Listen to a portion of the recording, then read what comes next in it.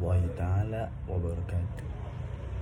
Perkenalkan, saya Muhammad Fadil Rabani, anak semester 6 jurusan Bimbingan Konseling Islam dengan NIM 231340085, ingin menjelaskan LJ pertemuan kelima yang berjudulnya tentang public speaking sebagai profesi, yang dimana saya ingin izin memaparkan dalam waktu durasi 5 menit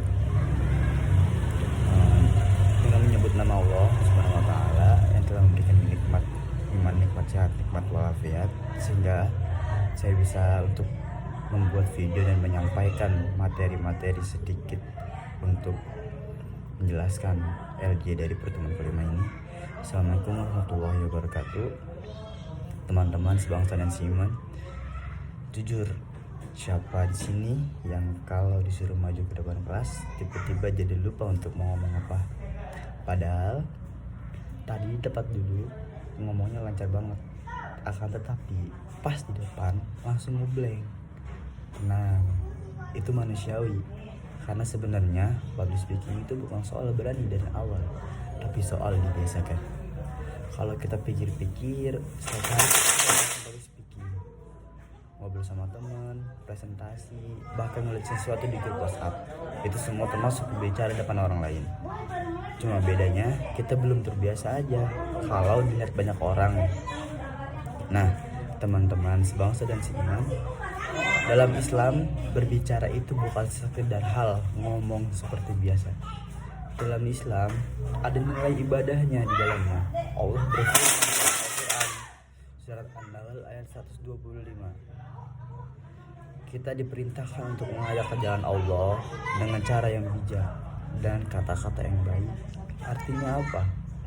Artinya bukan cuma isi pembicaraan kita yang penting, tapi cara kita menyampaikan itu jauh lebih penting. Kadang yang kita benar, tapi cara kita menyampaikan keras, akhirnya orang malah menjauh. Sebaliknya, ada orang yang ngomongnya santai, lembut, justru masuk ke hati. Makanya public speaking dalam dakwah itu bukan soal gaya, akan tetapi soal menyentuh hati pada teman-teman yang kita sampaikan narasi kita kepada para pendengar. Teman-teman, kalau kita lihat Rasulullah SAW bersabda, beliau itu kalau bicara jelas dan singkat, nggak bertele-tele, tapi maknanya dalam banget. Nggak perlu teriak, tapi orang-orang langsung paham. Nah, teman-teman sebangsa dan seiman, sekarang kita lihat ternyata banyak banget profesi yang butuh kemampuan public speaking ini. Yang pertama tentu saja dai atau penceramah. Tugasnya menyampaikan Islam, tapi bukan cuma ceramah panjang, harus bisa bikin orang paham dan tersentuh.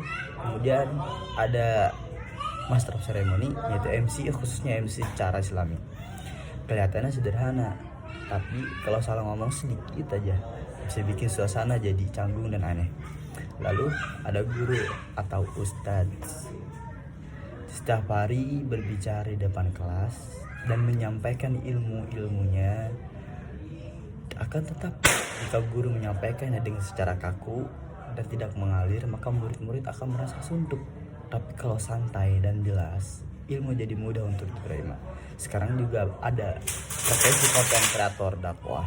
Dakwah nggak harus di mimbar, nggak harus hanya di mimbar, bisa lewat media sosial seperti Ustadz Anan Ataki, yang dimana selalu saya tonton video-videonya yang gaya bicaranya itu sangat-sangat santai dan masuk dalam Gen Z, dekat dengan anak-anak muda. Atau Ustadz Hadi Hidayat yang menyampaikannya tegas, jelas, dan penuh ilmu.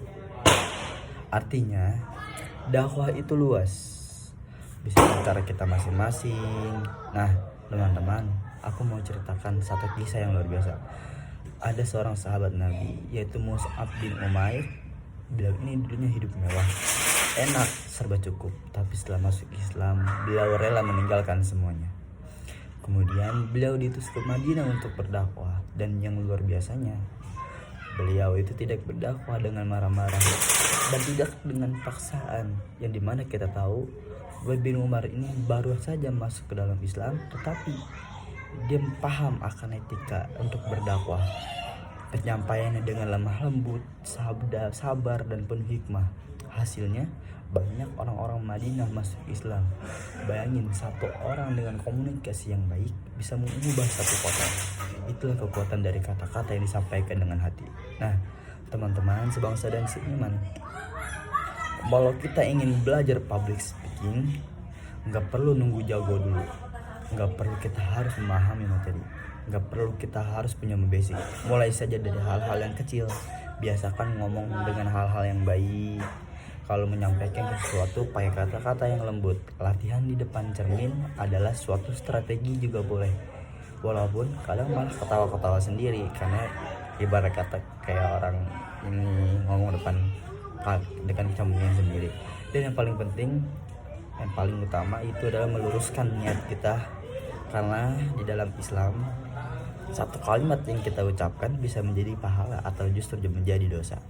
Dan ingat, dakwah itu bukan cuma dari lisan.